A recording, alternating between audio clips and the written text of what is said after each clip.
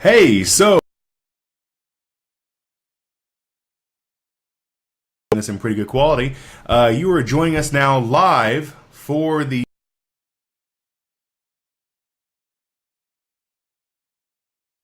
We used to do this before on YouTube, but now we're trying something a little.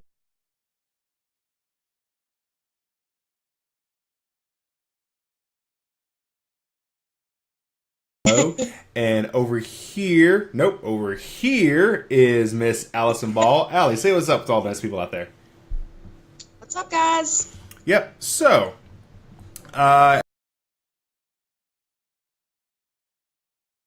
here we go, by my good buddy John Gallimore, but he was unable to be here with us tonight, so he unfortunately is off saving denizens in another galaxy right now. But we'd like thank you very much for the program. We have a lot of cool things planned here for the Powcast Network. Here recently, you might have noticed that we've been trying to do a few different things here or there. We've been trying to get some new content going. One of the things you might notice is every Friday night I've been showing some of my B movies on the Powcast channel. And it's just something, cool I think I wanted to do. And this is us expanding our reach as to unveil a new show that has just been released on iTunes and Stitcher. Some of you may have heard it and subscribed to it. It's called Shelf Shocked, which is John Gallimore and Jerry Patton. They've come together to have a geek-filled nostalgia type podcast, which is fantastic. And as of this moment, it is available on iTunes and Stitcher. Make sure you go and search that out right now. And if you can, make sure to subscribe to that. So what we're going to do is we are going to try to do a show just like normal. And something that I am going to do as well, I'm going to do two things today. It's so weird because like when I see this camera, I am centered, but the camera's not centered. So what I think is centered in the box is not centered in real life. So what I am going to be doing is I am going to be directing the show, and I'm going to try to keep track of any questions or comments anyone has that I'm monitoring on my second monitor here. And while Allison is talking about, Allison is over there, you remember that Allison's this way. When Allison is talking about really cool things, I'm going to be throwing up some pretty cool media and some visual aids for people to check out. I don't know why I did that Sylvester Stallone voice. Crafts. Yeah, arts and crafts and all kinds of fun stuff. Things. Yeah, also, really cool thing. Hopefully, at the end of this, hopefully you will be entertained and learn some more in the current movie and geek news. But also, we are going to upload the audio of this podcast in a later date. So we're trying to do kill two birds with one stone. Two birds with one stone here. So just really quick, I'm going to go ahead and get started. We're talking about some of the latest in movie news, and then we're going to get into some actual fun stuff. Allison Ball has some pretty cool news coming up for us on the backhand side. But I want to start off this episode on a little bit of a downer. Well, I don't want to say a little bit of a downer, but it is, if you enjoy this property. For those of us who enjoy the Hellboy franchise, the Hellboy series itself, it has now been reported that the Hellboy 3 or the option to make a Hellboy 3 is now no longer a thing. It has been confirmed today by Guillermo del Toro that Hellboy 3 is 100% not going to happen. That is sad, very sad, and I was a really big fan of the Hellboy franchise. Really big fan of it, and to see that it's not going to be brought to its full fruition is, kind of a bummer. Allison, what are your thoughts on it? I mean, I actually haven't seen the second one, but the first one was amazing. I love Ron Perlman in general. Like, I want him to be in all the things. So it's a bummer, and I feel like there's enough fan support that they could have. Like, I don't feel like it would have been a risk for them to make a third one. No, I don't. I don't think that there it would have been either. The thing about the Hellboy franchise in of itself is that it was one of those high concept stories for a really great visionary director. Guillermo del Toro came in and literally put his stank on the whole series and on the whole franchise. I know that when the first film came out, it was not as a huge of a success as a lot of people would have wanted it to be. Actually, funny story, I saw Hellboy, and another movie that aired that exact same weekend was Passion of the Christ. So I went, yeah. So I went, yeah. So I went from seeing Hellboy right into seeing Passion of the Christ. So that was a little bit of a rough one right there. And But that was well before too. Like, sorry, I didn't mean to cut you off. But no, it was you're well fine. before that we had this boom of comic book and superhero everything. Like, Right. The Passion of the Christ came out when we were in college still, which was a while ago. So that's been ages since, and they just weren't doing that kind of stuff then. Right. Like, I right. think they still very much were in a mindset that superhero movies were risky. Oh yeah, exactly. And the cool thing about the Hellboy franchise is that it wasn't one of the big two. It was a Dark Horse comic, Yeah. and that way you were able to play along, and you were able to do some more interesting things with the character. Hellboy, unfortunately, wasn't a big summer blockbuster smash as some people thought. It actually kind of lost a little bit of money. And when Guillermo del Toro tried to raise money for the sequel, he had a lot of problems. And originally, the sequel of Hellboy was a completely different scale. It was going to follow a Hellboy and the BRPD going around the world and like fighting these ancient ones, monsters. And it was this whole big grand scope, and nobody in Hollywood would like approve of it. So they sat there and went by the drawing board, and they're like, "Well, we have to scale it back a little bit." And if you look at the second Hellboy, it's not really a scaled back idea. But if you look at the very opening sequence, there's a reason why all that's in like shadow puppets and like told in shadows, because they were trying to save a little bit of money there. But we were all built up with Guillermo del Toro. You can see on the screen right now a bunch of tweets that have gone on recently. But one of the tweets was Guillermo del Toro wanted to put some feelers out there, and he wanted to see if individuals actually wanted to see a Hellboy 3. And surprisingly, a lot of people did. So he actually kept his word. He went and got Ron Perlman on board, because seriously, what is Ron Perlman doing nowadays? He talked to Mike Mignola, and with Mike Mignola ending He's got that Amazon show coming out. Oh yeah, it's called Goliath, is it? Goliath is Billy Bob Thornton. Yeah, there we go. I will find out though real quick. You keep talking, I'll find out. Yeah, but I think the Amazon show he's on is like he's a preacher, right? I think it was in their pilot season, so they're just now making the first season. I think they did a couple episodes. Okay, all right. But anyway, they went Hand out. of God. Huh? Hand of God. Hand is of the God. show on. There we go. All right, awesome. So they went ahead and tried to get this film made once you had everyone else on board, and unfortunately, Guillermo del Toro had to come back and say the sad news that it is 100% not going to happen. Which hurts worse, because you see Neil Gaiman, DC Comics Sandman writer himself, come up and said that Guillermo del Toro told him what the plot and story was for Hellboy 3, which makes this news even sadder. Now I'm just like, oh god, it could have been epic. It could have been amazing. Yeah, it could have been so wonderful. Yeah, it could have been fantastic. I wonder what would have happened. But it's one of those things that we're probably gonna have to sit here and just wonder about. But Mike Mignola, as you can see on another one of these tweets getting ready to roll by, I really need to learn which way my finger's going for this media. It's this way.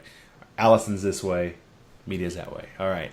If you can look at one of the tweets that's going to go by, Mike Mignola said that just because the Hellboy deal is 100% dead does not mean that the Hellboy franchise and universe is dead. So it might be Mike Mignola trying to do a little bit of fanboy service. It might be him trying to trying to make him a little bit happier. But I think it is unfortunately dead at this point in time. So, but anyway, man, I mean that sucks that happened, but I am glad that we are. At least we got some closure on it. You know what I'm saying? How many times have we been told that the Sandman story with Joseph Gordon-Levitt's getting ready to get done? Oh yeah, and he's out, and it's not happening, and all that stuff. Yeah, It's such a bummer. I mean, of all the things for you to, I'm not gonna say like screw up, but it almost seems like they had like everything planned, didn't they? Like it was all going to work, And lo and behold, I have a feeling. Oh no, go ahead. Yeah, I have a feeling of American Gods. When that, I think its miniseries comes out, if it's successful, there might be a chance, because that's also equally. I don't know which one is more complicated. They're both pretty complicated stories because it's Neil Gaiman. But if that's successful, I still hold out hope that we'll get the Sandman series somehow. I think it would make a better TV show than a movie. There's gonna have to be a lot of movies. Yeah, I think it will be. I think it will be a whole lot better myself. Let's see. Have you read any of the Neil Gaiman American God book series? I read the whole thing a long time ago. Oh, sweet. Yeah, I read the book. A lot of the stuff I read anymore like runs together, which is really unfortunate. Like if I've read it over like 5 years ago, I probably need to reread it because parts of it have just like been pushed out with other BS, so I can't remember a lot of things. Right. But I remember it's just, again, it's a Gaiman story. It's dense, and there's a lot of fantasy and a lot of like. There's a guy that I'm pretty sure in the first part of it gets swallowed whole by somebody's vagina or something like that. The girl swallows him whole. Yeah, something like that happens in like the very beginning. So it's something, I don't remember if that's the idea, but it's something like that. So it's weird. It's a weird story. But it's good. Right. I'm sure. It's weird. Yeah, oh yeah. I have it somewhere. You what? I have the book somewhere. I think it's around here someplace. I need to read it again, obviously. Oh, sweet. Let's see what else I want to talk about here today. Oh, well, for everyone who is a fan of the 1980s action sci-fi and a fan of Arnold Schwarzenegger, the cast for the new Predator film has been announced, and they are right here. As you see, we have Shane Black, director of the new franchise, who was actually in the very first Predator film as director, standing by the rest of his cast members. And if you're sitting there wondering yourself, hey, that guy on the far left or right-hand side looks like the guy from Key and Peele. It is. Keegan-Michael Key is going to be in... Yeah, he is going to be in the new Predator movie. Which, when I saw that, I was like, "Are you kidding me right now?" But hey, whatever. I'm gonna hear the angry substitute teacher no matter what he says or does. Oh yeah, I know. Like you messed up. Hey, Ron, you messed up. Yeah, I channel that in my profession now because I'm substitute teaching. But God the cast includes Trevante Rhodes from Moonlight. Excuse me, Sterling K. Brown from The People vs. O.J. Simpson, Olivia Munn from X-Men Apocalypse, and Keegan-Michael Key from Key and Peele, and Thomas Jane, the original Predator, the original Punisher in the Punisher franchise film. Shane Black has gone on record to say that this film is not going to be PG-13. It will be rated R. Because, when you rip people's spines out... Well, yeah, when you rip out people's spines and keep them as trophies, it's hard to do that. Right. I mean, if this film would have been anything less than R, I think I probably would have not gone to see it. It's real funny, Shane Black has made a name for himself as a actor and a screenwriter here in Hollywood, but he's now been finding more work behind the camera. He's the director of a film that just came out here. That just came out here recently called The Good Guys with Kurt Russell, Russell Crowe and Ryan Gosling. So many pretty Ryans in Hollywood. I get them mixed up. So if you've seen that movie, which I absolutely loved it, it was almost like a Lethal Weapon type style movie, and it was absolutely fantastic. So if you have not yet seen it, please go out and check it out. That'll give you an insight into his directing style and everything. You've seen Predator, right, Allison? Oh God, yeah. Yeah. I mean, what are your thoughts on this? I mean, I think it sounds. I roll my eyes at Olivia Munn just because. Olivia Munn. I can't help it. I'm hateful like that, I guess. But the rest of it sounds solid, man. If we're gonna be doing the thing of remaking like all the '80s movies, which apparently we're gonna do, that sounds like it's a solid premise. It's a good start for a remake. Right. So. Well, and it seems to me that everyone is trying to cash in on a whole 80s nostalgia vibe. Yeah. We have Stranger Things, we have all these other things that are coming back into our childhood, and I just think that it's cool that we are getting a chance to relive and go through this type of stuff again. Yeah. Well, and it also makes it different. Like, is Predator gonna have like any like cool new weapons? Because Predator is one of those guys he's had 3 movies, 2 spin-off franchises, a buttload of comic books and merchandise. So it's not like he's gonna be like a throwaway character or something. Yeah, including Archie versus Predator, I believe. I have that book. I never finished that book. How was it? I didn't finish the series. I just read the first one. No. You were like, you know what? I think I'm good. I think I'm good with that. Yeah. Well, that was about the time that I stopped keeping up with a lot of comics in general, but I don't think that would have been one that I Right. Well, they're awesome, so it might have been great, but I'm about to say, now wasn't there another one called like they had a whole Archie run? They had a couple. They had Predator, and then I forget. They did a whole lot of things. They had Archie. They had Archie Predator, Archie Punisher. Yes. And they had Archie versus Sharknado. Yeah, I think that was it. Because of course. Right.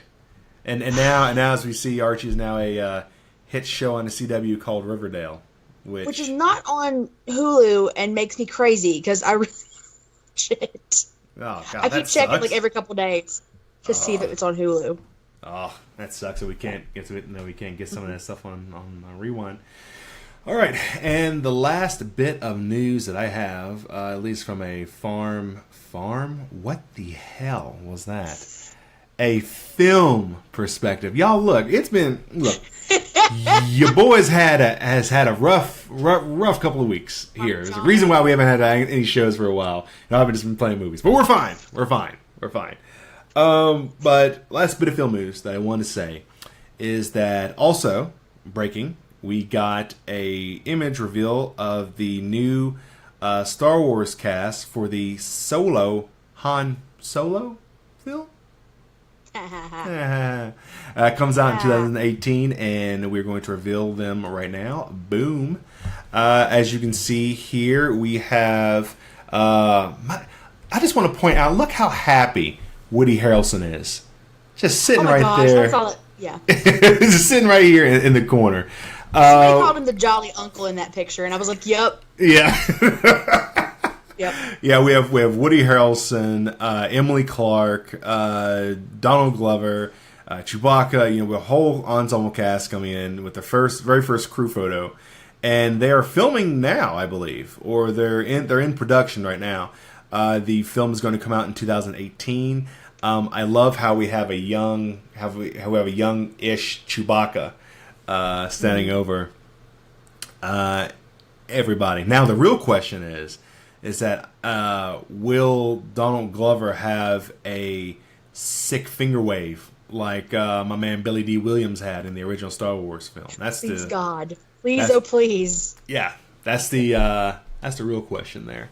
But look, when I see this photo, I see another awesome continuation of the Star Wars franchise.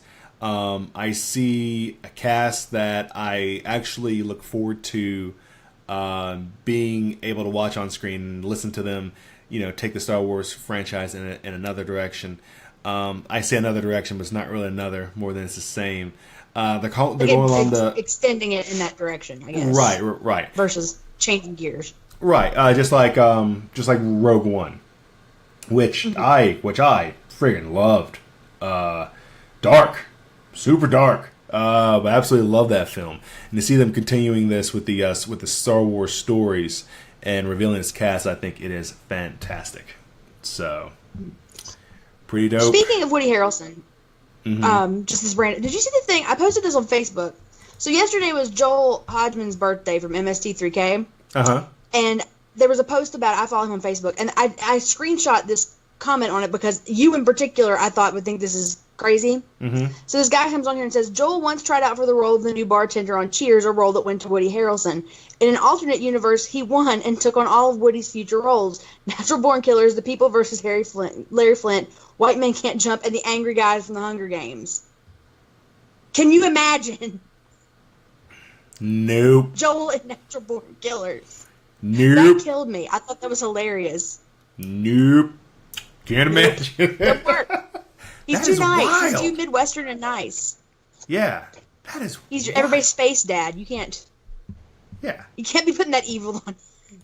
No, you can't. That's just so wild. I wow. That's really Like awesome. my mind just blew. Yeah. Well, and just When I picturing read that. Joel being like, "Hey guys, how's it going?" Kind of sleepy, Yeah. amiable, Yeah. I just couldn't picture that at all. So that's really awesome. Things I'm end gonna up have like to they're look that supposed up. to, you guys. Yeah. Wow. That's. Wow. I figured you'd appreciate that, and when you mentioned him in that picture, I was like, "Oh, I gotta tell him this in case he didn't see me when I posted it." Well, dude, that's awesome. I'm gonna make sure that I think you might have put on the page, but we're gonna make sure it's reshared after we do the show tonight. Let me see here. I'm gonna pull double duty and check and see if there has been any comments on the page, and of course there is. Jonah Bowen, Archie versus Trimmers next. Yes, please. Yes, please. Yes. All the yes. All the yes. They're making a new Trimmers Going in movie. that direction, they might as well. Yeah. They're making a brand new Trimmers movie coming out. Trimmers I 6. think you mentioned that one time. Yep. In the chat or something. Yep. Trimmers 6 is coming out. This one takes place in Canada. Because, Because why not? Right. They've had it too good for too long. Yeah, they went to Africa in the last movie, so why not go to Canada? And this time, Burt Gummer is fighting graboids that have been weaponized by the U.S. government. So, yeah. Reba McEntire was in one of those, wasn't she? Reba McEntire was in the very first one, which is the best. That's what I thought. Movie. Yep. Yeah. Which I knew I've seen the movie in its entirety, but it's been like through bits and pieces. Right. Of when it was on like USA or something. So I knew she was in one, but I have no idea if it was like that was when I was a teenager, so it could have been 1 or 3 or whatever. Oh yeah. Well, the thing is too is the film still holds up. I don't care what people say. I'll put it in right now and just watch a really crappy Kevin Bacon, Fred Ward movie. Which Kevin Bacon said that he wants to do another Trimmers series. They were talking about maybe airing it on Amazon or something like that. But that's something Amazon or Netflix should pick up. Oh, absolutely. I expect. You know what? Netflix needs to pick up that Trimmer series because they already have more money than God. I was in the we have a chat that we talk to all of us members on the podcast, and I did some math one day, and they had the viewers come out for or the number of people who subscribe to Netflix, and it was like over 19 or like 20 million people sign up for it. And I thought to myself, I was like, okay, well, that seems like a lot of people. I think that's 20 million people at $9 a pop. And in a month, that's and some people more if you pay for the DVDs. Oh, yeah, exactly. So that's usually about $180 million, or if not more, a month, which adds up to... It broke my calculator. It was 9.08. This is too many numbers. Yeah, it was like 9.08 E9. I was like, what the hell is an E9? They are the Treasury Department. They will start printing our money soon. That's right. And that's why you've been seeing a lot of Netflix shows getting their own. I mean, they're just making their own content. I'm sorry. So many brand new Netflix shows that are original to Netflix are getting made because they're like, why do we need to buy other people's movies? We can just make our own content and save our own money. And start cashing this farm. Yeah. Yeah. And make what we want and exactly like Bill Nye's getting this new show on Netflix, which is amazing. Yes. And they I haven't watched it yet, but that Michael Bolton Valentine's Day special that looked bonkers. Girl, when he broke out into his sultry rendition of Jack Sparrow. Girl. If I had the guts right now, I'd play if I wasn't afraid of getting a. If we could, yeah. Yeah, if I wouldn't get a fair use violation. Yeah. Yeah. But they also gave that girl. They're going to YouTube and pulling like the Miranda Sings girl got a show. Oh. Yeah. Eventually, we're gonna have a show. Yeah, that's my goal. Yeah, eventually. If Miranda Sings can have a show, we should have a show. I mean, I don't know if people understand, but all this. It takes a lot of work, and I hope we're rewarded for it at some point in time. I mean, these boxes don't make themselves. Other than just that we have fun and everything. Right. I don't know the whole personal fulfillment and having fun business. Oh, yeah. Let's see.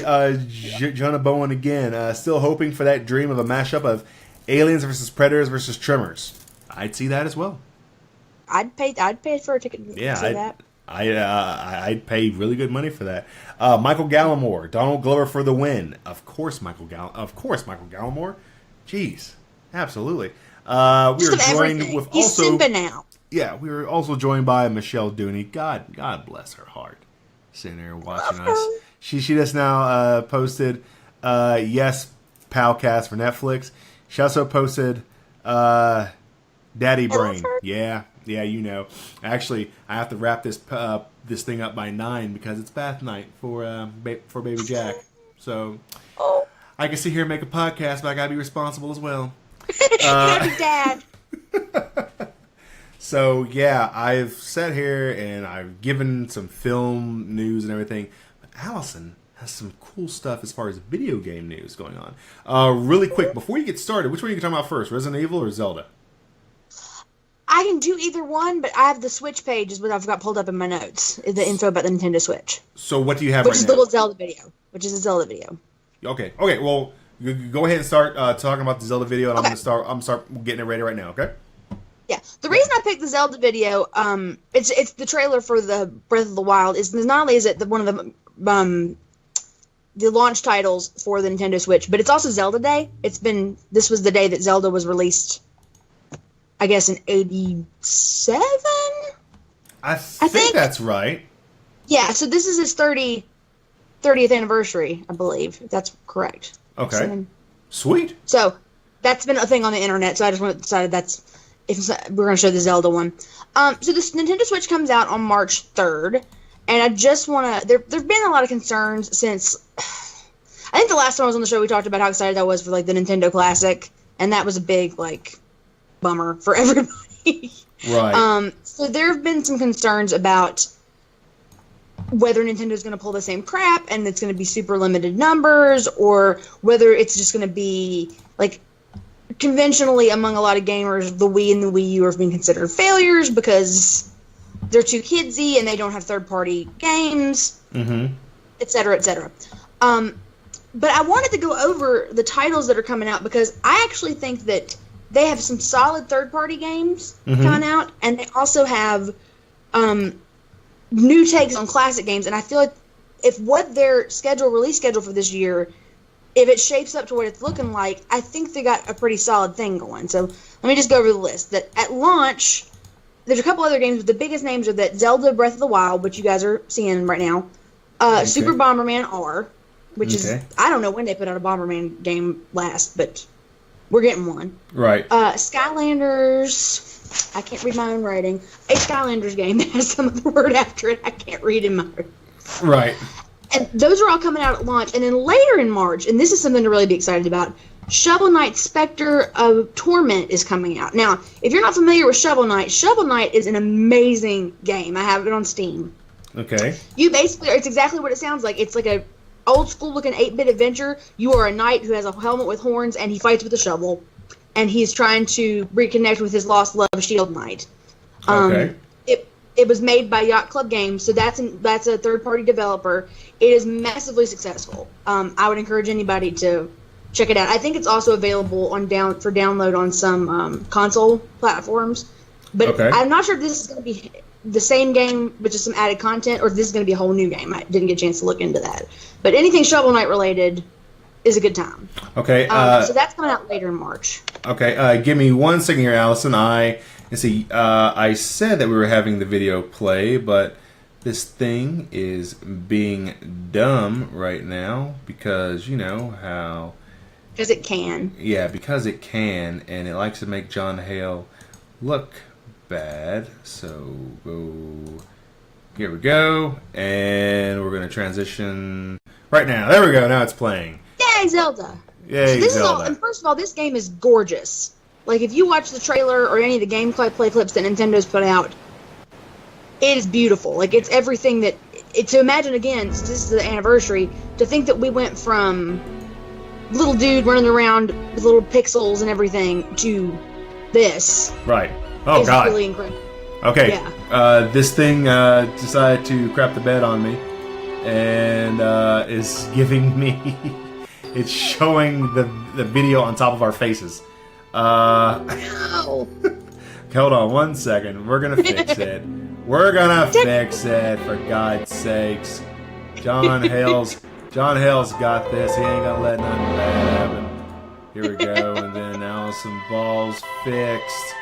There we go. Now we got it. Now it's playing all smooth and fine and stuff. Okay, so anyway, as you can see here, we have this new Zelda game coming out for Nintendo Switch. It does look amazing. It's gorgeous. Absolutely amazing. We got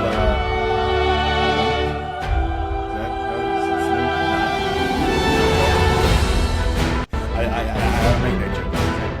I was gonna say John Hale. I know. Yeah. They're actually. I actually have Dark Horse put out the Hyrule Historia. I don't know how long it's been, but I got that for Christmas a couple years ago. This game is apparently so intensive that they are putting out essentially a coffee table book like the Hyrule Historia that is all concepts of this game. Like art. Really? Yeah. This game's gonna be a big. My prediction. Nice. Okay, right. So we stopped at Shovel Knight. Those are all coming out in March. Slated for later in the spring, we got Mario Kart 8 Deluxe, which is Mario Kart's always a winning thing to bet on. Okay. Lego City Undercover. And Sonic Mania. This summer they have the Switch version of Splatoon, which is a huge game on Nintendo. Freaking Skyrim is coming out on Nintendo. Dude! The Elder Scrolls Skyrim is coming out. So that tells me a couple of things. One is that they were for real when they said we're going to get third-party developers. Right. Like they were playing around. Right. Second, this thing has got to have the ability to process the graphical, have the graphical capability to do a game like Skyrim. Right. So they either have gross overconfidence in this game, or it really is everything that they've tried to make it out to be. If it can process Skyrim. Right. Huh. Around the holidays, Super Mario Odyssey comes out, which there's been some video about that. And then the two announced titles are the ones that I'm actually really excited about as well. Ultra Street Fighter 2, Fire Emblem Warriors, which I've been playing the living daylights out of Fire Emblem Heroes on my phone. I'm all about that now. Dragon Ball Xenoverse 2, and Minecraft. Nice. The story mode and the regular mode. Nice. So, to me, this all looks very promising. Also, the Binding of Isaac Afterbirth, which I'm obsessed with Binding of Isaac. I was just playing it before we started doing this. Is one of my favorite games that's come out in a really long time. It came out like 3 or 4 years ago, but it's amazing. It was going to be a launch title, but they pushed it back. I don't know why. So they're still thinking it's going to be out this year. And I want to say you can play some version of it on your DS possibly. But the Afterbirth game, which I think is only on Steam right now, is going to come out on the Switch at some point. Okay. So they have a really strong slate of games, in my opinion. They've got popular titles, they've got classic titles, they've got popular titles from third-party developers. I think a lot of people are skeptical about like the whole take it with you and play with other people thing versus it being a normal console. Right. Which I think is fair. And there was I think they had some dust up not too long ago. I just read a thing. I don't think it's going to be Netflix game. Like, you can't stream Netflix through it, but really you have a zillion and two other things you can stream Netflix to. Like, don't buy a Nintendo just to stream Netflix through it. Right. Yeah. I know some individuals, they buy consoles usually not even to play games, just for like just for the Blu-ray player and to have it as a streaming device, which seems a little wasteful. But I am guilty of that myself because I got a PS3. Yeah. I mean, I use my Xbox as a DVD player for the most. If I want to watch a DVD, that's how I watch it. So I get that they're dual purpose, right? But I don't feel like that should be considered in such. When you can stream it on your phone, you can stream it on any other wireless capable, internet capable consumer electronic that attaches to your TV for the most part. Right. I don't feel like that's in its detriment. I feel like that shows, to me, that kind of indicates that either A, they couldn't get a deal with Netflix yet they're trying to renegotiate something with Netflix to put it before they put an app up. Right. Or they really just want this to be focused on games and not all around an entertainment device. So. Right. Really quick, I'd like to apologize. We had a little bit of a technical issue. Michelle just said they couldn't hear us over the video. I think the video audio might have drowned you out a little bit, but I think I fixed that. Michelle, if you can, give me a sign in the comments that you are good to go. Oh my God, my ADD is keeping me from focusing, LOL. I had to mute during the vagina eating reference because Emma was beside me. Sorry. Good call. Sorry about that. Yeah. But yeah, we should be cool. So dude, that's awesome. I am let's see, Michelle, I just want to get out my GameCube and play some older games. Yes, Lord. We should play WarioWare or whatever it was. We used to play that in our suite all the time. I think the GameCube is one of those game systems that didn't get a chance. So good, though. Yeah, it was a really good. I remember they released talking about Segway. They released a Resident Evil game specifically for the GameCube. Or no, it didn't specifically for GameCube, but it came out like months before it came out to any other platform, didn't it? Yeah, it was. I don't remember which one it was, but there was one that was GameCube specific. I feel like that system. I think people look back at it now and give it a lot more credit. As much as I would like to, obviously I'd like to have my Super Nintendo and stuff back. If I could pick one that I want back right now it would be the GameCube, because that's the one that I have all these memories of having in college playing Mario Party until the wee hours of the morning and playing Mortal Kombat on it and playing all this other stuff. Not that I don't have good memories from Nintendo and Super Nintendo. Right. The only system I don't really have memories of is the 64. I only had 2 games for 64, and neither one of them are very good. So. I was about to say, we have Michelle in here saying Mario Party, !! Because she knows. Yeah. N64 and GameCube games were favorites as far as Nintendo goes. Yeah. So, that is pretty awesome. I am getting your Resident Evil stuff set up right now if you want to. Resident Evil. Michelle, you may want to hide this from Emma. Yeah, this is... Yeah. There shouldn't be sound on it, but... Yeah, there shouldn't be sound. I'll make sure that it is not rolling. But go ahead, and it might take a second for it to load up again. But go ahead and start talking about it. Last month, Resident Evil 7 came out, and it came out after there had been... I don't know if it was a full year, but for a very long time, this was this really interesting demo out for it. It's I think the first Resident Evil that's been all first person viewpoint.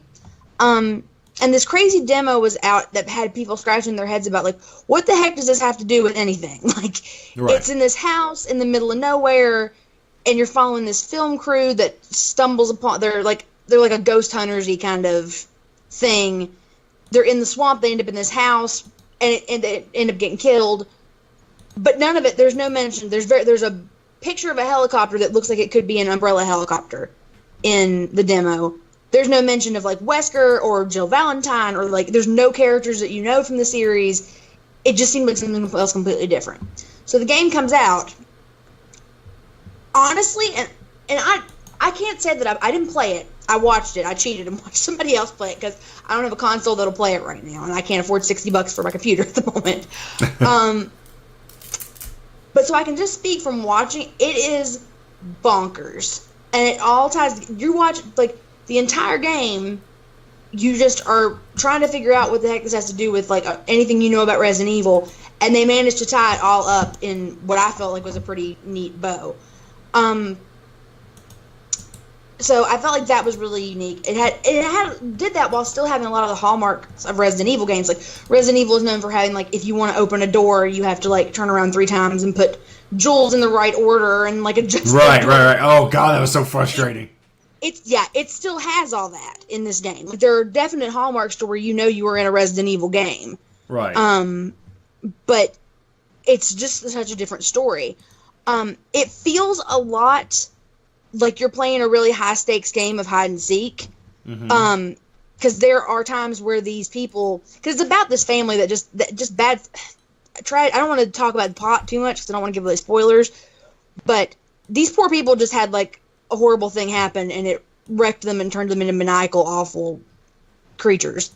They were just a normal family and something bad happened. Right. And now you're stuck. Basically, the beginning premise is that your wife has been missing for 3 years, and all of a sudden you get an email saying, "I'm at this farm in Louisiana. Come get me." And then you come get her, and she's all freaked out because she's like, "Did they see you? We have to get out of here." Blah blah blah, and it gets crazy. So there are a lot of times that those people in the family are just kind of patrolling, and you have to do your best to get resources, get your shotgun shells, and get this kind of stuff without catching their attention. Which normally I would say is kind of lazy in video, but it's done like it's so tense because you can hear them. They basically mock you and like talk to you and the whole time you can hear them like busting in a door across the hallway trying to see if you're in there and catch you. So it's very tense. The other thing, and the reason I picked the videos to show, I think this is tremendously interesting. The U.S. release of this game, because if you've probably seen this, there's somebody getting their arm. There's a lot of dismemberment. There's a lot of body horror stuff. There's a lot of gore. It's not for the faint of heart. The U.S. version was actually made to be more gory than the Japanese version. Which usually when they do localization of games, it's the other way around. Right. I don't know so much with violence, but with like any kind of cultural thing, with like nudity or anything like that, they have to censor the crap out of games before they send it here. Whereas Japan is much more lax. But there's things like blood shows up black instead of red. Like I watched a video about it. And, it's just really interesting that, you know, they, for whatever reason, felt like they need, and some of the things are very much different. Right. But they felt the need to market it to us as like super gory horror movie stuff, which is fine. But I just think that's interesting that they didn't do that everywhere. Right, exactly. So, while you were talking about it, we just now have it uploaded and running right now. I'll play just a wee bit of the audio on it so people can hear some stuff going on in the background. It is actually... Huh? Which one's playing? It is the launch trailer. Okay. Yeah, it's the launch trailer that's playing right now. With Daddy. Yeah. And when you were talking about, you're like, everyone's like, you know, what is this? What is this nonsense going on with this game? You know, it's about this guy going to this old house in the woods with these crazy people. You know, that's essentially the very first Resident Evil game, right there, summed up. Yep. And I'll tell you right now, you know, I'm a big fan of the Resident Evil franchise itself, but it seems like for the past 2 or 3 iterations of the game itself, it's become more of a action game instead of a horror game. Yeah. And this... And I feel like they were recycling... They were recycling the same theme of, okay, well, it's this virus. And now it's Las Plagas. Now it's this, that. They don't abandon that, but it's not like... It's much different. They take a much different take. Because, like I said, Umbrella is barely in this game. Right. Like, it's barely noticeable. It's an undercurrent, but it's not like you have agents from them coming and doing stuff. Right. And actually, they don't really even talk about the Umbrella Corporation or anything. I'm trying to keep it fairly spoiler-free until, like, the last, like, what? Yeah. Minute of the game? Or, you know, before the game, get it and play it. Yeah. If you like horror games. Yeah, yeah. I mean, if you like old school horror games, and if you like the Resident Evil franchise in general, this game itself has taken it back to the roots. Mm-hmm. Yeah. So. And there's parts of it that you will absolutely scream. Yes. Because I watched it, and there were parts that I had the flu at the time and didn't have a voice, but it was like a silent, terrified scream. Oh yeah. Because some of it's just so horrible. Oh gosh. Oh yeah. It's just so. So. But if you've had any thoughts about any desire to play the game, you really should. Oh, yeah. It's worth your money. Oh yeah, absolutely. I would definitely recommend it. There's also an app where people where people can play the game in VR. And after seeing a few playthroughs and playing the game a little bit on the demo, oh yeah, you can't pay me to do that. Yeah. No sir. Oh, absolutely not. Yeah, I watched one of the guys on Game Grumps, and they only played like 3 episodes of it. Mm-hmm. The first one he did in VR, and then he stopped. He was like, I can't do this. Right. Right now, they're seeing the clip where the main player runs into the girlfriend and she cuts off his hand. That clip just now played. And then your hand's an item. It's just an item that you can pick up. Oh yeah, there's actually a part in the game where if you get caught by the dad when you're like in the house, he'll cut off your leg with a shovel, and then you have to acquire your leg. And then he gives you like a strong med potion, and you got to pour that on your leg and reattach it. And I'm just like, what in the world? And again, a lot of that was not in the... Because there's a scene, one of the things, I don't know if it showed it, is the scene with the cop, where like he takes that shovel thing and jabs it through the cop's head. Yeah. Okay, in the Japanese version, the top of his head does not come off. Really? And later on in the game, there's a couple scenes that involve him that are nowhere near as, like, that involve dismemberment of his body, that are nowhere near as bad in the Japanese version. They are, like, it's crazy to me that because there's a website called Legends of Localization. Like, I'm kind of a nerd for that kind of stuff. And it really is. If you look at most games, it's the reverse. They have to edit it for us versus the other way around. Earthbound is one, the story of how they localized Earthbound and had to take out all kinds of stuff because they were branded or the jokes were too adult or this, that, and the other. Like, they usually have to tone it down in the opposite direction. So I think it's just interesting that apparently gore is where, in at least video games, Japan kind of draws a little bit of a line. Meanwhile, in anime and stuff, it's, they put out some horror stuff that'll scary to pieces, but in video games at least they draw a line. Oh yeah, because I guess their mindset, just like you said, they might just have kids get to this stuff more. I don't know.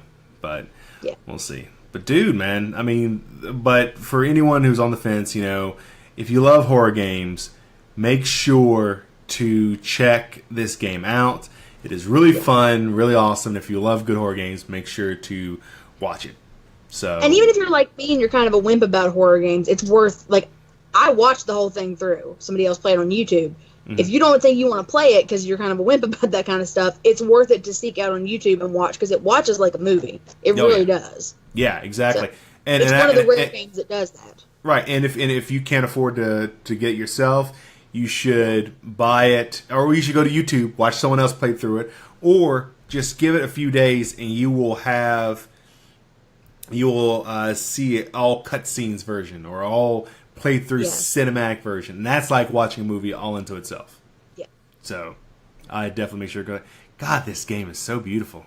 Like I'm just watching it, like play through they're playing through the launch trailer again, and that creepy song they play at the very beginning of the intro credits. Go Tell Aunt Rhodey? Yeah. Yeah.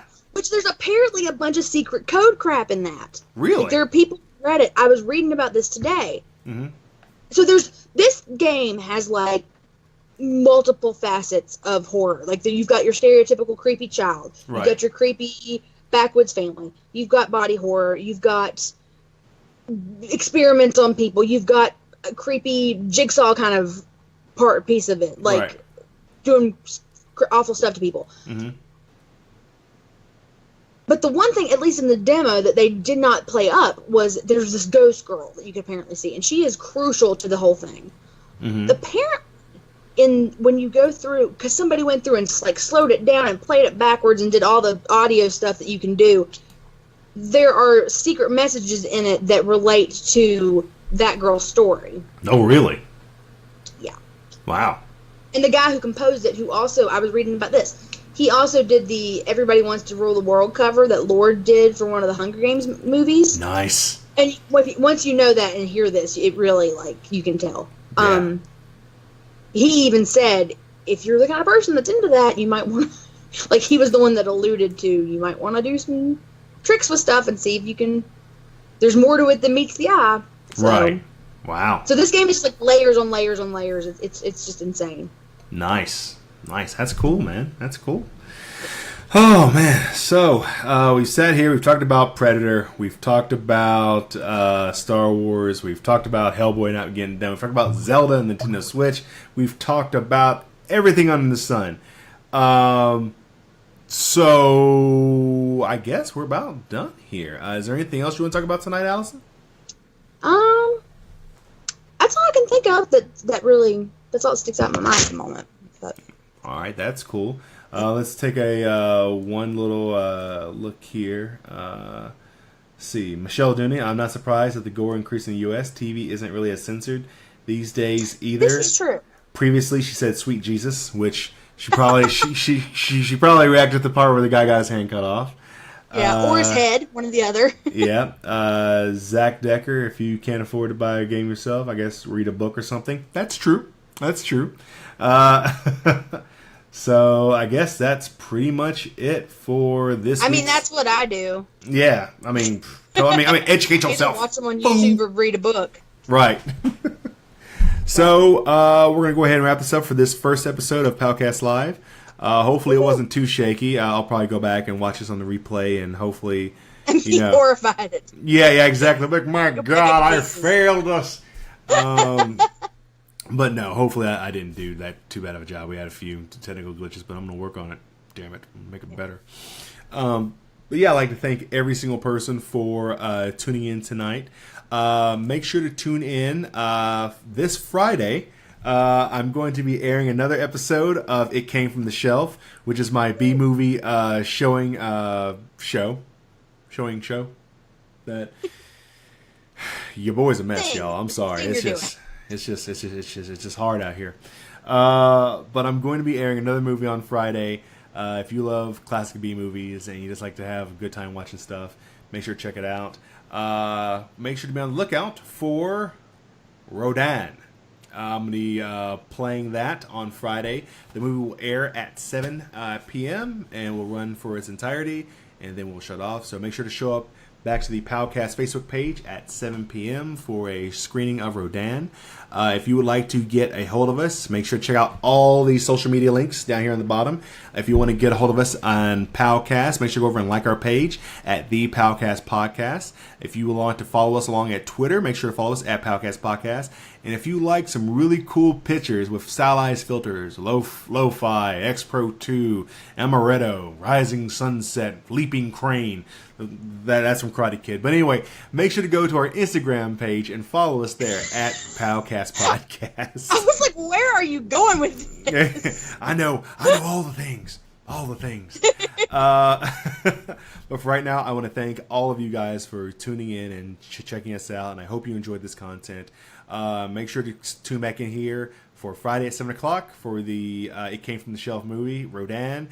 And hopefully, if we get some really positive feedback on this and if people enjoy it, we'll be doing these more on the weeks we air our podcast. Keep in mind the audio from this, barring it's not absolutely horrible, will be aired on iTunes, and this will be in conjunction with our podcast. So, for POWcast, I'm John Hale.